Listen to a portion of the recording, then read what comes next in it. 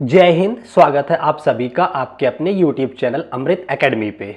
हम लोग अपना शीटेड पेपर 2 के लिए मैथ और साइंस की प्रिपरेशन कर रहे हैं। आज उसी सीरीज़ में आपकी एक नई सीरीज स्टार्ट करेंगे हम लोग, जिसका कि नाम है 20 डेज सीरीज़। ठीक है ना, क्या नाम है इसका? 20 डेज सीरीज़।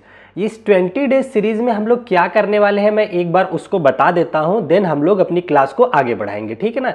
इस 20 दिन की सीरीज में हम लोग अपने 20 प्रीवियस ईयर क्वेश्चन को सॉल्व करेंगे। और ये क्वेश्चन सॉल्व करेंगे हम लोग, अपना स्टार्ट करेंगे। यहाँ पे गलत लिख रखा है, थंबनेल पे सही करवा दूंगा मैं। हम लोग अब सबसे पहले 7 जुलाई जो 2024 का पेपर है, आज उसको हम लोग सॉल्व करेंगे। ठीक है ना। तो ये आज से ही आपकी सीरीज से स्टार्ट होगी और इसी तरीके की 20 क्लासेस होंगी। अगर आप लोग कुछ भी प्रिपरेशन नहीं कर रहे हैं, केवल और केवल ये 20 लेक्चर भी कर लेते हैं, तब भी आपका कंप्लीट हो जाएगा। ठीक है ना। आज की इस क्लास में हम लोग पूरा अपना कोशिश करेंगे कि जो आपका 7 जुलाई का पेपर हुआ है उसको शॉर्ट तरीके में टाइम मैनेज करके कैसे सॉल्व किया जाए। ठीक है। तो चलिए बिना टाइम वेस्ट किए आज की क्लास को अपने हम लोग आगे बढ़ाते हैं। आज के सॉल्यूशन के बाद आप लोगों को काफी कॉन्फिडेंस आ जाएगा मैथ पेपर को लेकर के। ठीक है। तो डे 1 है और इसी तरीके से आपके अभी 19 क्लासेस और होगी, तो चैनल को सब्सक्राइब जरूर कर लो। तो आ जाइए बिना टाइम वेस्ट किए आज की क्लास को हम लोग आगे बढ़ाते हैं। ये पूरा का पूरा पेपर है जो आपका ये 7 जुलाई सबसे लेटेस्ट पेपर है, पेपर 2। ठीक है ना। तो सबसे पहले हम इसी को सॉल्व करेंगे। आज हमारे सॉल्यूशन को आप देखिएगा, आपको लगेगा कि हमने कहीं से चीजें सीखी हैं। तो बिना टाइम वेस्ट के पहला क्वेश्चन आपका जो दे रखा है उसको हम पढ़ते हैं। यहां पे कह रहा है कि दो संख्याओं का अनुपात 3 और 7 का है। ठीक है। दो संख्याएं, दो नंबर है जिनका अनुपात 3-7 है तथा इनका एलसीएम आपको दे रखा है 630। तब इन संख्याओं का एलसीएम और एचसीएफ का योग आपसे पूछा है। देखिए इस संख्या का आपको एलसीएम तो दे रखा है कितना, 630। ठीक है। और आपसे जो पूछ रहा है वो क्या पूछ रहा है, एलसीएम प्लस एचसीएफ, इसकी वैल्यू आपसे पूछ रहा है कि क्या होगा। ठीक है। तो मेरे साथ क्वेश्चन करने के लिए मैं जो कॉन्सेप्ट सिखाता हूं उस पे पहला रूल ये है कि आपको क्वेश्चन ध्यान से पढ़ना है। दूसरा रूल, चारों ऑप्शन को ध्यान से देखो, क्या क्या दिया, 30, 300, 600, 660। क्या ऑब्जर्व किया आपने कि चारों ऑप्शन में काफी गैप दे रखा है। ये चीजें आपने देखा है, क्योंकि ये 30 से सीधा 300 फिर 600, काफी गैप है। जब आपको ऑप्शंस में काफी गैप दिखे ना, तो आप लोग ऑप्शंस की मदद जरूर लिया करो, बहुत टाइम बचेगा। अभी देखना इसको मैं कैसे करूंगा। चलो, तो आपने सारे ऑप्शन देख लिया। ठीक है। अब जरा मुझे ये बताओ, इस क्वेश्चन में इसने बोला इसका एलसीएम जो है 630 है। ठीक है ना। आपने देखा 630 इसने इसका एलसीएम बोला है और नंबर 3 और 7 के अनुपात में दिया है। हम नंबर पे नहीं जाते हैं। ठीक है। हमने मान लिया कि इस क्वेश्चन में जो एचसीएफ आएगा कम से कम तो 1 तो आएगा ही, कुछ ना कुछ 1 तो आएगा ही। ठीक है ना। तो एचसीएफ अगर 1 भी आता है या मान लो 0 भी आए, 0 तो होता नहीं किसी का, मैक्सिमम तो कम से कम तो 1 तो होता है। तो एचसीएफ मान लिया कितना आ रहा है, 1 आ रहा है। तो जरा मुझे ये बताओ, जो भी मेरा आंसर होगा एलसीएम प्लस एचसीएफ मतलब 600 में कुछ जुड़ करके आएगा। इसका मतलब हमारा आंसर जो भी होगा 630 से तो बड़ा ही होने वाला है। आंसर हमारा क्या होगा, 630 से बड़ा होगा। ठीक है ना। होगा कि नहीं, ईमानदारी से बताओ, क्योंकि एलसीएम ही 630 दे रखा है। एचसीएफ अगर 1 भी ले लिया तो आपका आंसर कितना आएगा, 630 से तो बड़ा ही आएगा ना। हम नहीं मान रहे कि इसका एचसीएफ 1 है, हम बता रहे हैं आपसे कि एचसीएफ कुछ भी हो, आंसर कितना आएगा ये बताओ। 630 से बड़ा वाला आंसर होगा। चारों ऑप्शन देखो, ये 630 से छोटा है, नहीं होगा आंसर। ये 630 से छोटा है, नहीं होगा आंसर। ये 630 से छोटा है, नहीं होगा आंसर। एक ही ऑप्शन बचा, फोर्थ ऑप्शन, यही आपका करेक्ट आंसर होगा। ठीक है। तो ये चीजें आप लोग समझ गए। तो ये इस तरीके से अगर आप लोग क्वेश्चन को सॉल्व करते हो बाय ऑप्शंस, तो आपको बहुत कम टाइम लगेगा। जो आप लोगों की शिकायत थी कि सर टाइम की वजह से पेपर छूटा है, अभी देखना आपके सामने मैं पूरा पेपर सॉल्व करूंगा, कैसे टाइम मैनेज आपका करवाता हूं। बाकी एलसीएम और एचसीएफ डिटेल में सीखना है तो मैं क्लासेज, जो कॉन्सेप्ट क्लासेज बना रखा हूं, वहां पे जाकर डिटेल में भी सीख सकते हैं। ठीक है। तो चलो आगे बढ़ते हैं अपने नेक्स्ट क्वेश्चन की तरफ। अगला जो क्वेश्चन आपका दे रखा है, ये दे रखा है, देखिए सेकेंड क्वेश्चन पे बात करते हैं। बहुत ध्यान से पढ़िए क्वेश्चन को। कह रहा है एक पाई चार्ट में किसी विद्यार्थी द्वारा गणित, विज्ञान, सामाजिक विज्ञान, हिंदी और इंग्लिश में प्राप्त अंकों को क्रमशः दे रखा है। ये आपका मैथ का दे रखा है, इसी कंटिन्यू कर रखा है। लास्ट में ये सबसे हिंदी है। ठीक है ना। सबसे लास्ट में हिंदी और अंग्रेजी, अच्छा अंग्रेजी है, ये इंग्लिश 50 है। ठीक है ना। कंटिन्यूअस दे रखा है के केंद्रीय कोणों वाले त्रिज्यखंडों द्वारा निरूपित किया गया है। ठीक है, यदि उस विद्यार्थी द्वारा प्राप्त कुल अंक 540 है थे तो उसके द्वारा गणित और अंग्रेजी में प्राप्त अंकों का अंतर क्या होगा। पाई चार्ट आप लोगों को मैंने पढ़ा रखा है अपने कॉन्सेप्ट क्लासेस में, यहां पे मैं बताता हूं आपको। यहां पे देखिए एक ये पाई चार्ट है, सपोज मैं बहुत शॉर्ट करके बताऊंगा, ये चीज आप लोग ध्यान रखना। पाई चार्ट में उन्होंने कितने सब्जेक्ट ले रखे टोटल, 1 2 3 4 5 सब्जेक्ट है, इसको 5 भागों में ये बांट दीजिए, 1 भाग 2 3 4 और 5 ये बट गया। अलग अलग सब्जेक्ट के इन्होंने मार्क्स दे रखे हैं। गणित का दे रखा है कितना, 90 डिग्री है गणित, ये मान लो ये 90 डिग्री पे है, आपका मैथ हो गई। ठीक है ना। अगला क्या कह रहे हैं, इंग्लिश वाला जिसका पूछ रहा है बस उतने पे ही हम काम करते हैं, सबको बनाने की जरूरत नहीं है। कह रहा है यदि विद्यार्थी द्वारा कुल 540 है तो अच्छा बताओ पाई चार्ट का टोटल एंगल कितना होता है। आप कहोगे कि सर 360 डिग्री होता है, और 360 डिग्री के मान दिया है 540 नंबर दे रखा है। ठीक है ना, ये एक इक्वेशन आपको पता होनी चाहिए, समझ गए। अब देखो जरा, उसने मैथ वाले को 90 डिग्री से निरूपित किया है और लास्ट में इंग्लिश दिया है 50 डिग्री से। हमने मान लिया यहाँ पे ये है 50 डिग्री, ये है इंग्लिश का। मैं सारा नहीं पाई चार्ट में लिख रहा हूं, आप लोग खुद लिख लीजिएगा। बस जो उसने पूछा है, तो उसने पूछा है उसके द्वारा गणित और इंग्लिश में प्राप्त अंकों का अंतर बताओ।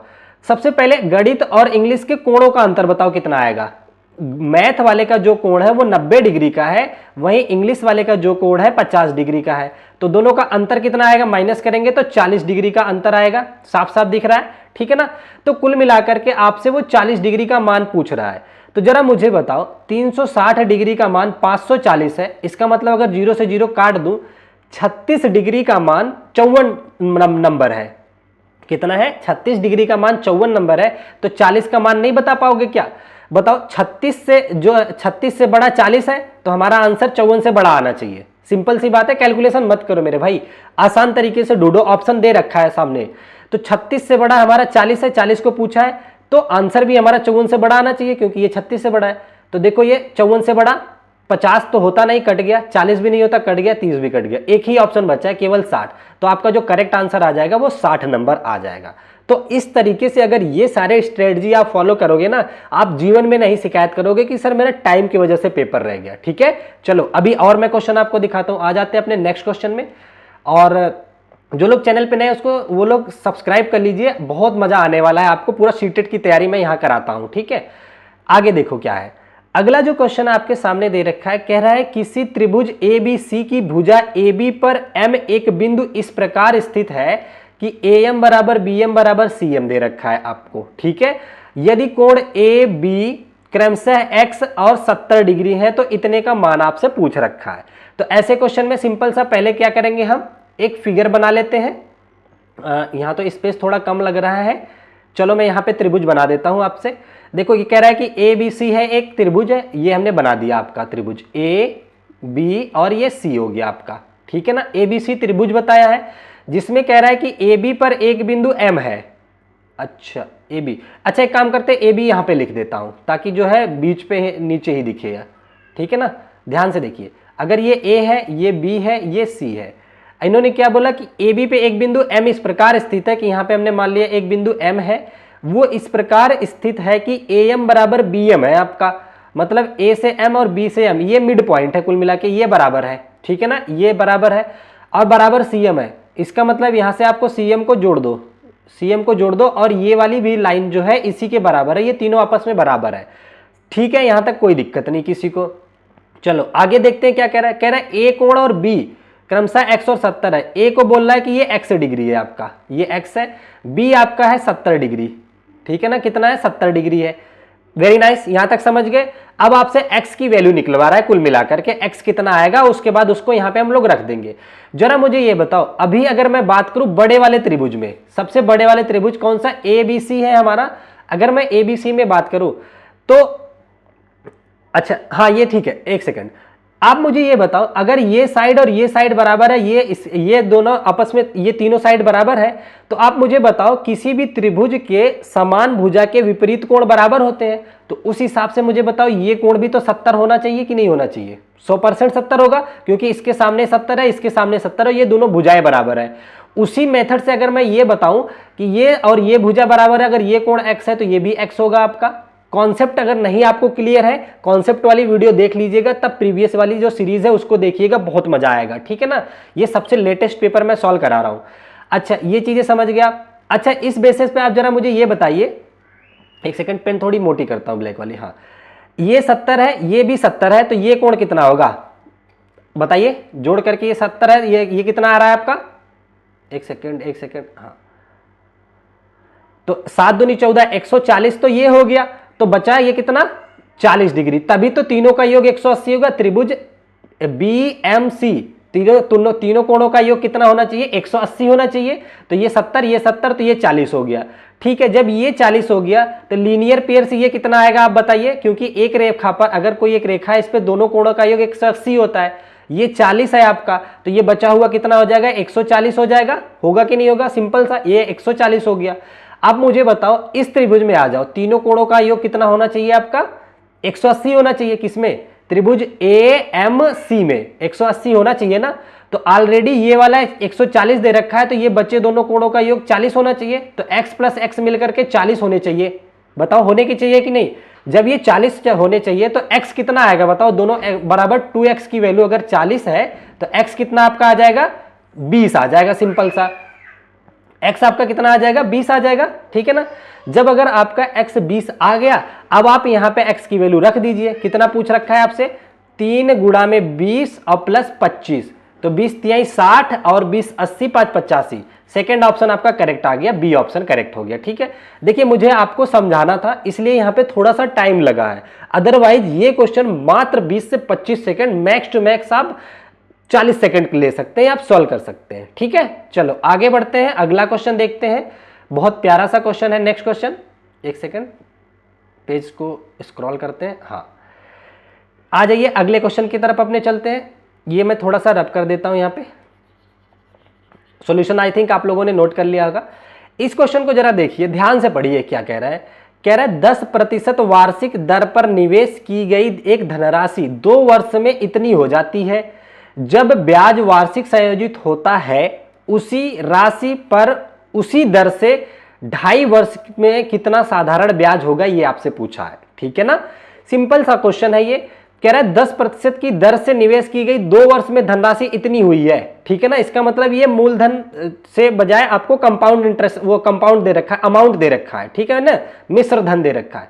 अच्छा मुझे बताओ, 1 साल का ब्याज है 10%, तो 2 साल का कितना होगा, चक्रवृद्धि ब्याज यहाँ पे लगेगा। 10% वार्षिक दर से निवेश की गई धनराशि अगर इतनी हो रही है, यहाँ पे चक्रवृद्धि लगेगा, तो अगला 10% लगाओगे जब, तो 10 प्लस 10 आप लोगों को सक्सेसिव पता होगा ये फार्मूला, x प्रतिशत अगर बढ़ोतरी है, फिर y प्रतिशत बढ़ोतरी है, फिर x y बटा 100, ये फार्मूला लगाया जाता है। तो इसी तरीके से इसको करोगे तो 10 गुणा में 10 बटा में 100, ये 0 से 0 पूरा कट गया, 10 और 10 20 और 1 21, यहाँ 1 आ जाएगा, 21% आ जाएगा, ठीक है ना। ये समझ गए ना। तो कुल मिलाकर के जो बढ़ोतरी हुई है 21% की बढ़ोतरी हुई है। ये कह रहा है 2 साल बाद जो धनराशि है ना 3267 हो जाती है। अच्छा बताओ, पहले मूलधन अपने आप में कितना रहा होगा, मूलधन अपने आप में 100% रहा होगा, ठीक है ना, उसमें 21% और मिल गया तो धनराशि इतनी हो गई। इसका मतलब 121% की वैल्यू आपके सामने दे रखी है, 3267 इतना दे रखा है ना, साफ साफ दिख रहा है। फिर से पढ़ लो चाहे क्वेश्चन, 10% वार्षिक दर पर निवेश की गई धनराशि 2 वर्ष में इतनी हो गई। कोई धनराशि रही होगी पी, वो 2 साल बाद इतनी हो गई है। पी अपने आप में 100% था, ब्याज कितना आया 10%, 1 साल का लग रहा है तो 2 साल का 21%। चक्रवृद्धि ब्याज याद रख लेना, 2 साल का चक्रवृद्धि ब्याज 10 के हिसाब से 21% होता है। अगर नहीं निकालने आता है तो चक्रवृद्धि ब्याज वाला कॉन्सेप्ट वीडियो देख लेना, मैंने ये क्या कहते हैं आपका प्रॉफिट लॉस और ब्याज वगैरह सब पढ़ा रखा है चैप्टर, ठीक है ना। तो यहां से ये निकल गया आपका। अच्छा अब ये क्या पूछ रहा है आपसे, कह रहा है उसी सेम दर पर, तो दर 10% ही है, 2.5 वर्ष का साधारण ब्याज। बताओ 1 साल का साधारण ब्याज 10% है, तो 2.5 वर्ष का कितना हो जाएगा बताओ, 10 का 2.5 गुना हो जाएगा कि नहीं होगा। 10 का अगर 2.5 गुना आप करोगे तो कितना आता है, 1 साल का 10, 2 साल का 20 और आधा साल का 5, 25% टोटल आ जाएगा ये। तो 25% की वैल्यू आपसे पूछ रहा है, सिंपल सा, कितना आसान हो गया। देखिए आपके सामने इसने दे रखा है, मैं पेन और मोटी कर देता हूं, आई थिंक आप लोगों को दिक्कत हो। 121% की वैल्यू इतनी है, आपसे 25% की वैल्यू पूछ रखा है, तो बता दीजिए 25% कितना होगा। चलो तो यहां पे आपका जो आ जाएगा 25%, बताओ कितना आएगा। सिंपल सा इसको सॉल्व करते हैं। देखो 25% अगर हमें निकालना है, जरा ये देखो ये 121 का कितना गुना है, दिमाग थोड़ा सा लगाइए अगर, तो देखिए ये 7 2 9 6 3 9, ये 11 से डिविजिबल है और 121 भी 11 से डिविजिबल होता है, ठीक है ना। 11 से इसको काटिए, 11 दूनी 22, 22 तो ये हो गया, 8 2 10 106, तो 11 नवम 99, ये आ गया आपका 99 और यहां बच गया 7, ठीक है ना। तो 11 सते 77, ये 11 से 297 बार कट गया और यहां से 11 बार कट जाएगा। अभी देखिए 7 2 9, डिविजिबिलिटी अगर चेक करेंगे तो फिर ये 11 से कटेगा, 11 एकम 11, 11 दूनी 22, 11 सते 77, 27 गुना है। तो ये जो इसका 27 गुना है, 121 का 27 गुना है ये, तो 125 का 27 गुना निकाल दीजिए, आपका आंसर आ जाएगा। बताओ कितना आएगा, 125 का 27 में गुणा करोगे तो कितना आएगा, 7 5 35। आंसर के लास्ट में 5 दिखना चाहिए, ये नहीं हो सकता, ये नहीं हो सकता, आंसर के लास्ट में बस 5 आना चाहिए। सिंपल सा आपका आंसर 675 होगा। बताओ क्यों, क्योंकि भाई 625 कब होता है, जब 25 में 25 का गुणा होता है तब 625 आता है, लेकिन यहाँ 25 में 27 का गुणा हो रहा है, तो 625 से बड़ा वाला आंसर होगा 675। आप कैलकुलेशन करके चेक कर लेना, ठीक है ना, समझ गए, ये आपका करेक्ट आंसर हो जाएगा। बहुत बेहतरीन तरीके से कॉन्सेप्ट आपको सिखा रहा हूं, अगर आप सीख गए ना बहुत टाइम बचा लोगे। चलो आगे बढ़ते हैं, अगला क्वेश्चन जरा ध्यान से देखिएगा। बहुत, ये सारा पेपर आपका पेपर 2 दे रखा है, पेपर उठा के देख सकते हैं, सीधा पेपर की फोटो खींचाऊं मैं ये, ठीक है ना। चलो अगला क्वेश्चन आपके सामने दे रखा, बहुत प्यारा सा क्वेश्चन है।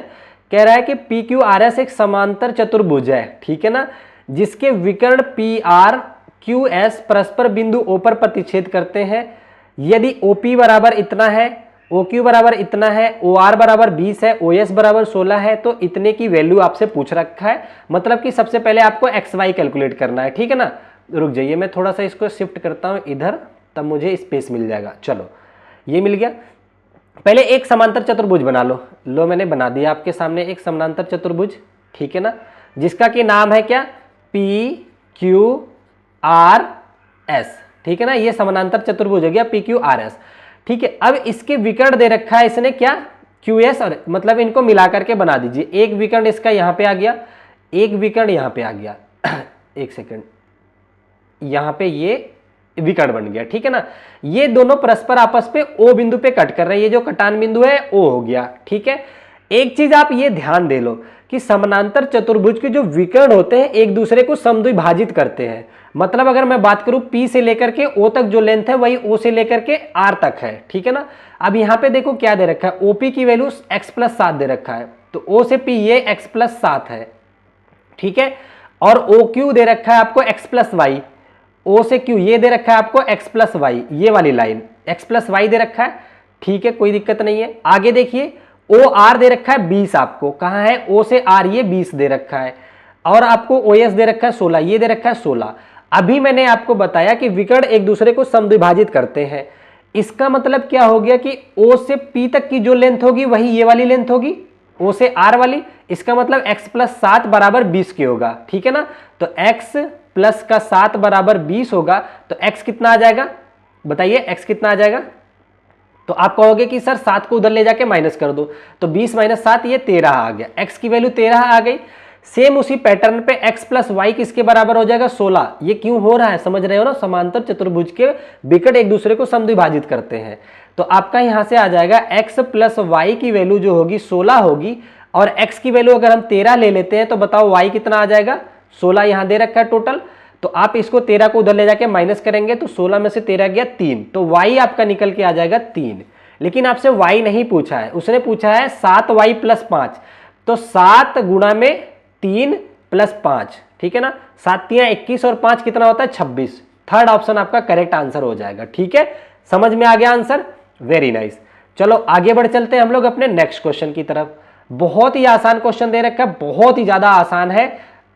अगर आप लोग कॉन्सेप्ट सीख गए हैं तो, नहीं सीखे हैं तो आपको टफ लगेगा पेपर, ठीक है ना। ये सबसे लेटेस्ट पेपर है, अभी जो पेपर हुआ है 7 जुलाई का। अगला आपके सामने जो स्क्रीन पे क्वेश्चन दे रखा है, ये एक सिंप्लीफिकेशन का क्वेश्चन दे रखा है सीरीज का, ठीक है ना। बोर्ड मास पे इसको सॉल्व करना है, चलो हम सॉल्व कर देते हैं, आप लोग देखते रहिए, ठीक है ना।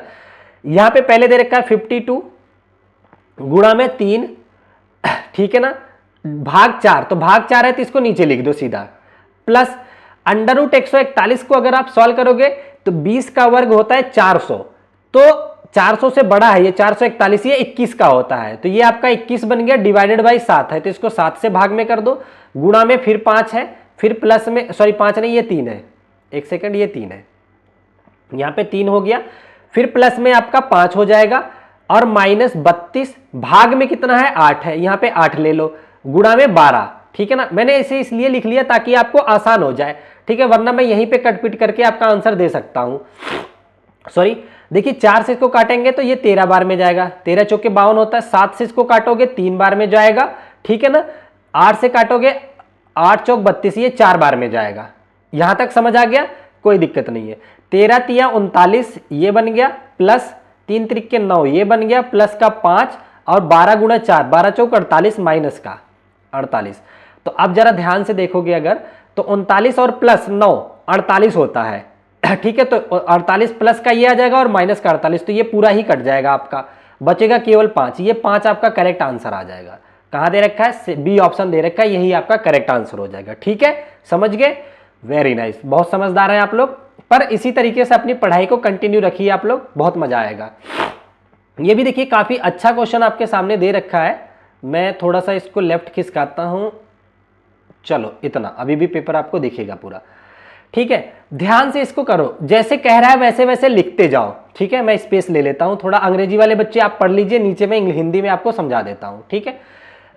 यहां पे देखिए क्या कह रहा है, अरुण वरुण से 3 वर्ष बड़ा है, एक देखिए बच्चा है अरुण, एक बच्चा है वरुण, ध्यान से जैसे कह रहा है वैसे करते जाओ, अरुण वरुण से 3 वर्ष बड़ा है, तो सिंपल सा ऐसे देखो, अरुण वरुण से 3 वर्ष बड़ा है, तो अरुण जो है, अगर मैंने वरुण को x मान लिया तो अरुण हो जाएगा कितना, x प्लस 3 वर्ष, यही तो कह रखा है ना, अरुण वरुण से 3 वर्ष बड़ा है, ठीक है। फिर कह रहा है 8 वर्ष पहले, जैसे ही बोला 8 वर्ष पहले, तो आप सब में से 8 माइनस कर दीजिए, -8 यहां पे भी कर दीजिए, -8 साल यहां पे घटा दीजिए, तो ये 8 वर्ष पहले की बात हो गई। 8 वर्ष पहले अरुण की आयु, पहले वाले की आयु का 5/6, इसका 5/6 वह भाग वरुण की आयु के 3/5 से 6 वर्ष अधिक था, तो वरुण की आयु ये है, इसके 3/5 से 6 वर्ष अधिक, इसमें 6 वर्ष और अधिक करोगे तब ये बराबर हो जाएगा, ये कहना चाह रहा है, सिंपल सा। एक बार फिर से पढ़ते हैं क्वेश्चन को, जैसे कह रहा है वैसे लिखना है आपको, सिंपल सी भाषा में। कह रहा है अरुण वरुण से 3 वर्ष बड़ा है, मैंने अरुण को मान लिया, यहां पे एक बार फिर लिख देता हूं, अरुण, ये अरुण हो गया, वरुण हो गया, वरुण अगर देखिए पहले अरुण है फिर वरुण है, वरुण से अरुण 3 साल बड़ा है, वरुण अगर x का है तो ये x प्लस 3 होगा, सिंपल सी बात है, आपको ये बात तो क्लियर हो गई होगी। फिर जैसे कह रहा है 8 वर्ष पहले की बात कर रहा है, तो सब में से 8 माइनस कर दो, ये 8 वर्ष पहले की बात हो गई। कह रहा है पहले वाले का 5/6, इसका 5/6 भाग इसके 3/5 से 6 अधिक है, प्लस 6 करोगे तब ये बराबर आएगा, ये कहना चाह रहा है, सिंपल सा। तो इतना हमने लिख दिया, अब इसी को सिंप्लीफाई कर दो आप। जब आप इसको सिंप्लीफाई करोगे तो देखो जरा, ये कितना आ जाएगा, x माइनस का 8 में से 3 गया 5 हो जाएगा, x माइनस 5 और 5/6 इसके गुणे में आ जाएगा, बराबर। इसको जब आप सॉल्व करोगे, यहां पे कुछ रह रहा है क्या, अच्छा हाँ, ये इसको सॉल्व करेंगे, x माइनस 8, ठीक है ना, और 3/5 भाग।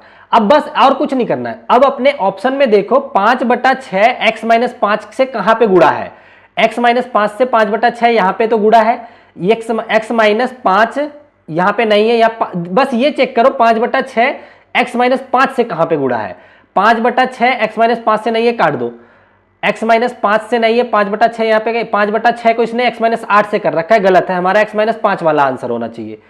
5/6 को x माइनस 5 से करना, ये भी गलत है, 5/6 को x माइनस 5 से गुणा किया है, ठीक है। अब इन सारी चीज, यहाँ प्लस 6 है, इन सारी चीजों को इधर ले जाओगे तो माइनस हो जाएगा, देखिए 3/5 को x माइनस 8 से, तो यही आपका करेक्ट आंसर हो जाएगा। तो इस तरीके से ऑप्शन से आप लोगों को चीजें सॉल्व करनी होती है, बहुत ज्यादा सोल्यूशन नहीं करना होता है, ठीक है। अगर किसी को थोड़ा सा भी डाउट आया तो वीडियो को पीछे ले जाकर के फिर से देख लेना, सब क्लियर हो जाएगा, बहुत आसान करके मैं समझा रहा हूं चीजों को।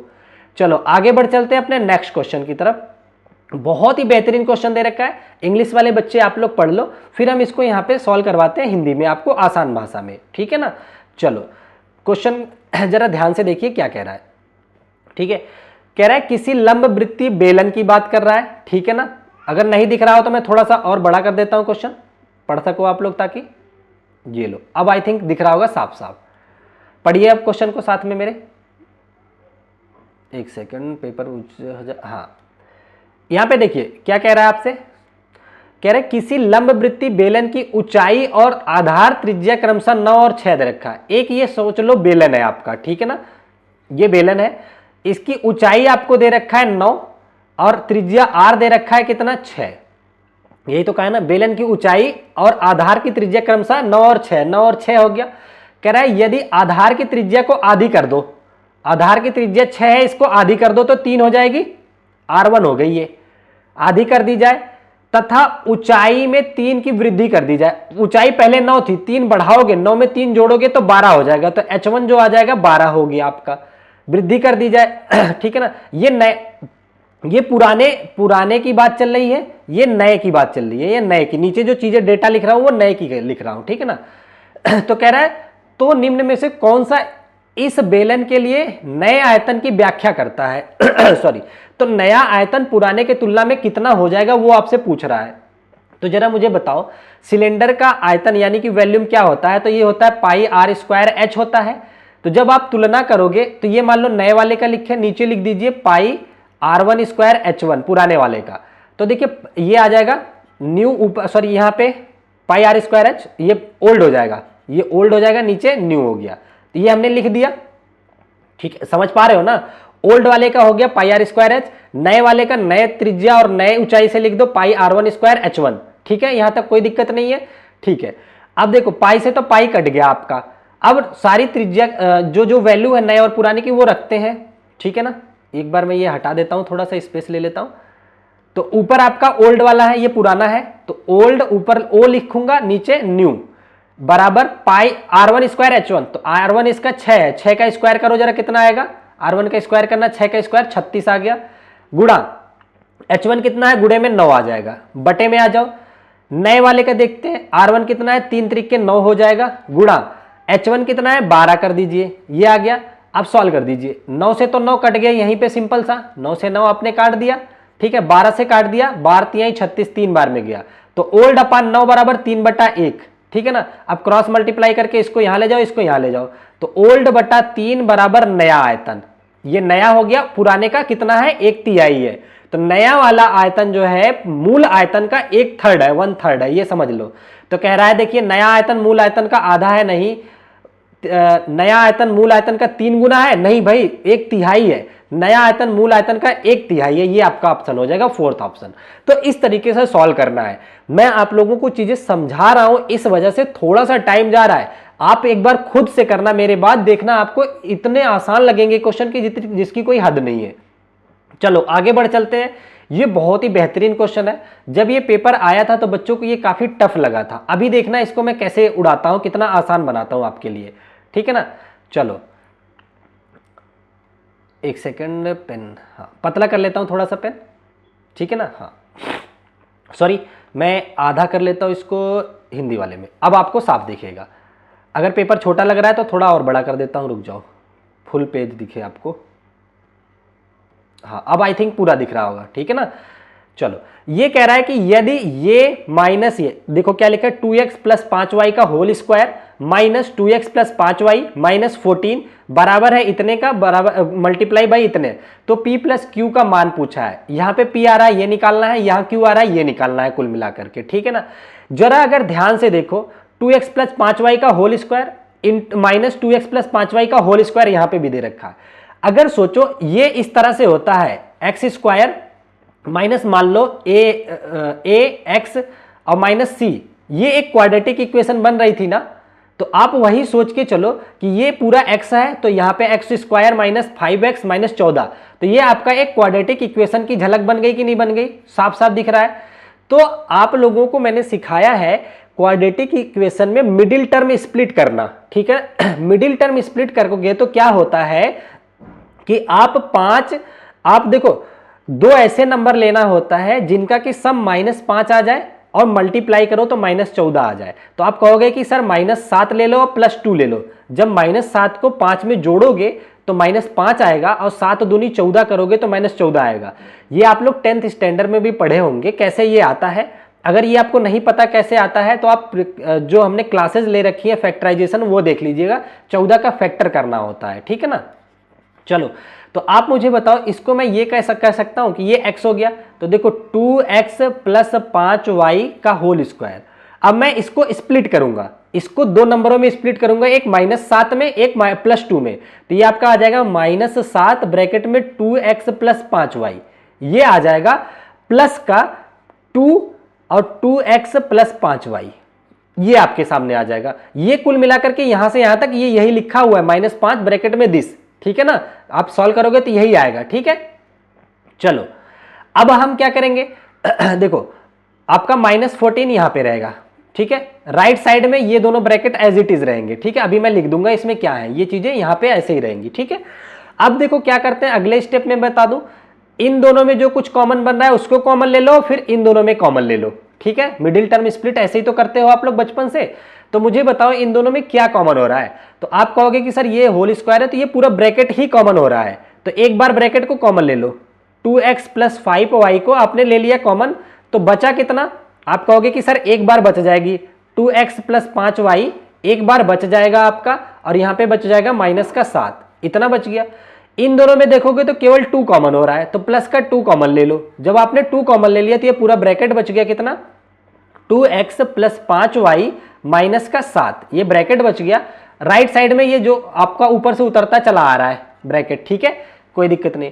अब एक बार इन दोनों में फिर से देखो कुछ कॉमन हो रहा है इन दोनों में, तो आप देखोगे तो ये पूरा bracket 2x - 5y -7, 2x + 5y -7 पूरा ब्रैकेट कॉमन हो रहा है। जब पूरा ब्रैकेट ही आप कॉमन ले लोगे तो आपके सामने आ जाएगा 2x + 5y -7, ये आपने बाहर निकाल लिया। बचा कितना यहां पे, तो इतना बच गया, कितना 2x + 5y बच गया, और यहां पे केवल प्लस का 2 बच गया, ठीक है ना, प्लस का 2 बच गया। ये आपके सामने दो ब्रैकेट बच गए सिंपल से, ठीक है ना। एक ये ब्रैकेट बच गए, एक ये बच गया। अब हम राइट साइड में इसको लिख लेते हैं इज इक्वल टू में ये दोनों ब्रैकेट आ रहे थे, इन दोनों ब्रैकेट की वैल्यू क्या है क्वेश्चन में देख लीजिए। इन दोनों ब्रैकेट की वैल्यू कितनी दे रखी है आपके सामने, ये दे रखा है ये वाला 2x + 5y, यहां लिखिए 2x + 5y प्लस का p, ये दे रखा है आपको। मैं फोटो अपनी यहां कर देता हूं, ठीक है। और दूसरे सेकंड ब्रैकेट में क्या दे रखा है आपके सामने, जरा उसको देखिए। सेकंड ब्रैकेट में दे रखा है 2x + 5y प्लस का q, ये दे रखा है, ठीक है। अब क्या करना है, आपको LHS को RHS से तुलना कर लेनी है, सिंपल सा। आपको p और q की वैल्यू निकल करके आ जाएगी। पेज ऊपर हो जाओ, हाँ। अब जरा तुलना कीजिए, देखिए कितना आ रहा है। देखो इधर देखो जरा, पहला ब्रैकेट 2x + 5y, पहले ब्रैकेट को पहले से तुलना करना है, ठीक है ना। हाँ देखिए ये आपके सामने दे रखा है, पेन चल जाओ, हाँ 2x + 5y -7, इधर दे रखा है 2x + 5y प्लस p दे रखा है। तो जरा देखो 2x बराबर हो गया, इधर भी 5y भी बराबर हो गया, तो प्लस p की वैल्यू कितनी आ गई -7, तो p की वैल्यू आपके सामने आ गई -7, ये निकाल लिया आपने। इसको तुलना करो, q निकल के आ जाएगा 2x + 5y प्लस 2 दे रखा है, 2x + 5y प्लस q दे रखा है, इसका मतलब q की जगह कितना होना चाहिए, 2 होना चाहिए। तो p और q निकल के आ गए आपको। आपसे उसने पूछ रखा है क्वेश्चन में क्या, आपसे उसने p + q पूछ रखा है, तो p की जगह -7 है और +2 है, तो सॉल्व करोगे तो कितना आ जाएगा -5। तो ये फोर्थ ऑप्शन आपका करेक्ट आंसर हो जाएगा -5। बहुत ही अच्छा क्वेश्चन है, लेकिन इसको आप एक बार खुद से करोगे तब और आपको आसान लगेगा, क्योंकि अभी आप सीख रहे हो तो इसलिए थोड़ा सा टफ लग सकता है, ठीक है। चलो आगे बढ़ते हैं, और ही सबसे शानदार क्वेश्चन। मैं हिंदी वाला यहां लगाता हूं, इंग्लिश वाला आप लोग देख लीजिएगा। मैं थोड़ा सा इसको बड़ा करता हूं क्वेश्चन को, अगर आप लोगों को देखने में कोई भी दिक्कत है तो ये और बड़ा हो गया, ठीक है ना। चलो आ जाइए अब, सॉरी, यहां पे कह रहा है कि एक तिर्यक रेखा मतलब ट्रांसवर्सल लाइन दो समांतर रेखाओं को प्रतिच्छेदित करती है तथा इस प्रकार तिर्यक रेखा एक ही ओर बने दो अंतः कोण इतना और इतना है, तब इतने का मान पूछा है। देखो आप लोगों को मैंने लाइन्स एंड एंगल चैप्टर पढ़ाया है, उसमें दो अगर समांतर रेखाएं ये हैं, इसको अगर एक तिर्यक रेखा इस तरह से कट कर रही है तो कह रहे हैं एक ही ओर के कोण है कितने, 2x दे रखा है, 2x + 15 दे रखा है इसको, और इस कोण को दे रखा है कितना, 3x - 20। तो आपसे इतने की वैल्यू पूछ रहा है, मतलब x कैलकुलेट करना है। आप लोगों को पता होगा कि दो समांतर रेखाओं के दोनों अंतः कोण अगर है एक ही तरफ का तो इनका सम सप्लीमेंट्री होता है, मतलब इन दोनों कोणों का योग 180 होता है। कुल मिला के अगर मैं 3x - 20 को जोड़ दूं किसके साथ, 2x + 15 के साथ, तो ये आपका 180 आना चाहिए। ये होता है, रूल्स होता है कि दो समांतर रेखाओं को अगर तिर्यक रेखा काट रही है तो एक तरफ के अंतः कोणों का योग 180 होता है। इनको जरा जोड़िए, 3x + 2x 5x हो गया, 20 में से 15 चला गया -5 बराबर 180 आ गया। तो यहां से 5x की वैल्यू कितनी आ जाएगी, 185 आ जाएगी। तो x की वैल्यू कितनी आ जाएगी, 185 को 5 से काटिए जरा, 185 / 5 बताओ कितना आएगा, 5 तिहाई 15, 3 35, 5 7 35, तो 37 आ गया आपका। x की वैल्यू जो 37 आ गई, तो आपसे यहां पूछा जो पूछा बता दीजिए। तो 4 × 37, x रख दिया मैंने +6, तो 7 चौक 28 और 6, 28 और 6 करोगे तो कितना आएगा, 7 चौक 28, 28 में 6 जोड़ो जरा, 28 6 8 6 14, लास्ट में 4 आना चाहिए आंसर के, ये नहीं होगा, ये नहीं होगा, ये नहीं होगा, 154 ये करेक्ट आंसर हो जाएगा। तो इस तरीके से आप ऑप्शन के साथ भी खेलना सीखो, ठीक है ना। आगे बढ़ते हैं और बचे हुए क्वेश्चन को भी सॉल्व करवाता हूं मैं आप लोगों को। पूरा पेपर हम लोग सॉल्व करेंगे, 20 पेपर सॉल्व करेंगे इस सीरीज में, ठीक है ना। चैनल को सब्सक्राइब जरूर कर लेना, इसी से आपका बेड़ा पार हो जाएगा। इसको भी देखिए, कह रहा है the sum of largest and smallest fraction. तो आपको ये थोड़ा ब्लर दिख रहा होगा, मैं लिख देता हूं फ्रैक्शंस को, ये मैं थोड़ा और बड़ा करता हूं, देखूं अगर आपको दिख जाए तो, एक सेकंड, अब देख लीजिए अगर थोड़ा बहुत दिख रहा हो तो ठीक है ना। एक सेकंड, हाँ पेज को थोड़ा सा ऊपर कर ले ये आपके सामने कुछ भिन्न दे रखी हैं, भिन्नों को मैं सिंपल फॉर्म में लिख देता हूं। पहला आपको दे रखा है 6/7, लो और बोल्ड कर देता हूं, रुक जाओ, इससे लिख देता हूं आपको, ये पेन से, ब्लैक से। देखिए 6/7 पहला दे रखा है, दूसरा आपको दे रखा है 2 सही 3/5, मतलब 5 दूनी 10 तिहाई 13, 13/5 दे रखा है। अगला दे रखा है आपको 3/8 दे रखा है, फिर 15 दूनी 30 और 8 38, 38/15 दे रखा है, ठीक है ना। इसमें कह रहा है सबसे बड़ी भिन्न और सबसे छोटी भिन्नों का योग आपसे पूछ रखा है, ठीक है। तो देखो ऐसे क्वेश्चन को मैंने आपको बताया था, जब भी भिन्नों की तुलना करने की बात आए ना तो आपको क्या करना होता है, क्रॉस मल्टीप्लाई करके चेक कर लो, इसका गुणा इसके साथ, इसका गुणा इसके साथ, ठीक है ना। जिधर की वैल्यू बड़ी होती है वो भिन्न बड़ा होता है। तो देखिए 5 × 6 करोगे तो 30 आ गया, 13 सते कितना होता है, 13 सते 91, ये बड़ा आ गया। तो 30 और 91 में ये बड़ा हो गया ना, टेबल सही पड़ा, देख लीजिएगा एक बार, 91 आ गया। तो जिस तरफ का नंबर बड़ा है वो भिन्न बड़ी हो गई, इसका मतलब 6/7 से 13/5 बड़ा है, तो ये वाली बड़ी हो गई। अब इसकी तुलना इससे कर लेते हैं, इन दोनों में तुलना करो, क्रॉस मल्टीप्लाई, मैंने बहुत अच्छे से सिखा रखा है सब कुछ 13 8 104, ये 104 आ जाएगा आपका, ठीक है। अब 5 तिहाई 15, ये 15 आ जाएगा, फिर से 104 और 15 में कौन बड़ा है, 104, तो फिर से यही भिन्न बड़ी हो गई। अब इसकी तुलना इस वाले से कर लो, तो देखिए 15 × 13 करोगे और 5 × 38 करोगे, इसका कीजिए जरा तुलना, 5 का 38 में और 15 का 13 में, देखिए कौन बड़ा आ रहा है, करके बताइए कितना आ रहा है। तो देखो मैं क्या कर देता हूं, आप जब इसको करोगे गुणा तो 15 का 15 में कर लो, ऐसा करो ना, 13 को बढ़ा करके 15 ले लो, 38 को बढ़ा करके 40 मान लो, कैलकुलेशन आसान करने के लिए। तो 15 × 15 225 होता है, और 40 × 5 करोगे 4 × 5 20, 200 होता है, ठीक है ना। फिर भी यही वाली भिन्न बड़ी आ रही है आपकी 13/5, तो सबसे बड़ी भिन्न आपके सामने आ गई कितना, 13/5 आ गई, ठीक है ना। अब आपको सबसे छोटी भिन्न पता करनी है, ठीक है ना, सबसे छोटी पता कर लीजिए, सबसे बड़ी तो पता चल गई, ठीक है ना। तो फिर से वही करेंगे, तुलना, क्रॉस मल्टीप्लाई कर करके तुलना करेंगे। तो देखिए जब आप सबसे छोटी पता करोगे तो ये सबसे बड़ी हो गई, तो उससे छोटी ये थी, तो इनकी आपस में तुलना करो, इन दोनों में कौन सबसे छोटा है। तो 5 का 6 में गुणा करा, 5 6 के 30 हो गया, 7 और 38 गुणा करोगे तो छोटी वाली ये आ जाएगी आपकी। अब इन दोनों छोटी में इसको तुलना करो, तो 8 6 48 ये हो गया, और 7 3 21 ये हो गया। इन दोनों, इसमें और इसमें छोटा जो आ गया आपका कौन सा आ गया, 3/8, तो सबसे छोटा 3/8 हो गया, 3/8 हो गया। अब आपको क्या करना है, इनका जो है सम निकालना है आपको, इन दोनों का, सबसे बड़ी वाली और सबसे छोटी का सम। तो बताओ 13/5 प्लस 3/8, इनका योग जब निकालोगे तो लघुत्तम कितना आएगा, 8×5 = 40 आएगा। तो जरा देखो लघुत्तम 40 कहाँ है, 35 से नहीं होगा आंसर, 35 से नहीं होगा आंसर, इन दोनों में से आंसर होगा। ठीक है ना, समझ पा रहे हो। आगे क्या करोगे, 5×8 = 40, तो 13×8 = 104, ये 104 हो जाएगा, प्लस 8×5 = 40, तो 3×5 = 15 हो जाएगा। 5 और 4 9, लास्ट में 9 आना चाहिए, यहाँ 9 आ रहा है, यहाँ 7 आ रहा है, ये नहीं होगा, ये वाला आपका करेक्ट आंसर हो जाएगा। बाकी कैलकुलेशन आप कर लीजिएगा। ठीक है, वेरी नाइस। तो इस तरीके से तुलना भी किया जाता है। आगे बढ़ चलते हैं हम लोग अपने अगले क्वेश्चन की तरफ। बहुत ही प्यारा क्वेश्चन दे रखा है ये वाला, इसको जरा ध्यान से आप लोग पढ़िएगा। यहां पे आपसे कह रहा है, इसको मैं थोड़ा बड़ा कर देता हूं इस क्वेश्चन को भी। ठीक है, एक सेकंड, हाँ इधर शिफ्ट कर दिया मैंने। चलो यहां पे देखिए, कह रहा है यदि, एक सेकंड, यहां पे आपसे कह रहा है यदि 955 में जोड़ी जाने वाली x ऐसी न्यूनतम संख्या है जो उसे एक पूर्ण वर्ग बना देती है, तो इतने का मान पूछा है आपसे, 3x + 2 का मान पूछा है। अच्छा मुझे बताओ 955 के आसपास सबसे बड़ी वो परफेक्ट स्क्वायर कौन सी होगी, ये बता दो। तो अगर मुझे बताओ 900 होता तो ये 30 का स्क्वायर होता। किसका होता, 30 का स्क्वायर होता, लेकिन ये 955 है। और अगर आप 31 का करोगे, 31 का वर्ग करोगे तो कितना आ जाएगा, ये आपका आ जाएगा 31 का 1, 3 एकम 3, यहां पे करके दिखा देता हूं। 31 × 31 कर लीजिए, 1 × 1 3, 3 एकम 3, 3 त्रिके 9, 1 3 3 6 9, 961 आ रहा है। ठीक है ना, ये 955 है।